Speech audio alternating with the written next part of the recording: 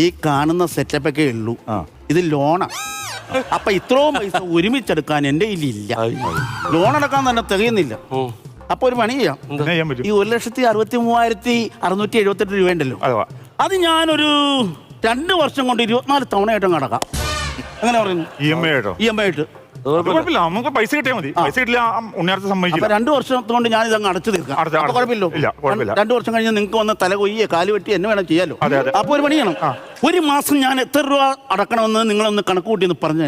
2,63,678 രൂപ 24 തവണ കൊണ്ട്. അപ്പൊ ഒരു തവണ എത്ര രൂപ ഞാൻ അടക്കണമെന്ന് പറഞ്ഞു. 2,60,000 കൂട്ടി പറഞ്ഞാൽ മതി. അല്ല അത് മാമൻ തന്നെ പറഞ്ഞാൽ മതി. അത് ഞാനെങ്ങനെ പറയും?